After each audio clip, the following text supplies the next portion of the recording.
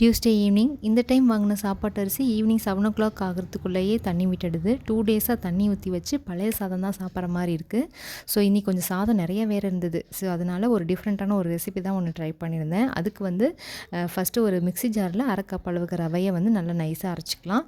ஒரு 2 கப் அளவுக்கு ரைஸுமே, அதாவது காலையில் வடித்த சாதத்தை எடுத்து அதையுமே அது கூட சேர்த்து 2 ஸ்பூன் தயிர் விட்டு நல்லா நைஸாக அரைச்சி எடுத்துக்கலாம். தேவைப்பட்டால் தண்ணி சேர்த்துக்கோங்க. இப்போ இது வந்து ஒரு பவுலில் ட்ரான்ஸ்ஃபர் பண்ணிக்கலாம்.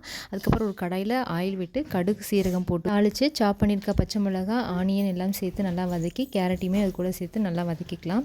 தேவைப்பட்டதுன்னா மிளகாய்த்தூள் சேர்த்துக்கோங்க. நான் குட்டீஸுங்க சாப்பிட்றதுனால மிளகாய்த்தூள் எதுவுமே ஆட் பண்ணலை. உப்பு சேர்த்து மாவு வந்து இந்த கன்சிஸ்டன்சி இருக்கும்போது நம்ம ரெடி பண்ணி வச்சுருக்கதை வந்து அது கூட மிக்ஸ் பண்ணி இந்த மாதிரி பேட்டர் ரெடி பண்ணிக்கலாம். நான் ஃபஸ்ட்டு பனியாரக்கல்லில் தான் சுட்டேன், எனக்கு கரெக்டாக வரலை. அதுக்கப்புறமா தோசை தவாவில் இந்த மாதிரி தோசை மாதிரி ஊற்றி எடுத்ததுக்கப்புறம் சூப்பராக வந்திருந்தது. டேஸ்ட் வந்து அல்டிமேட்டாக இருந்தது. யாராலையுமே கண்டுபிடிக்க முடியாது, அந்தளவுக்கு இருந்தது.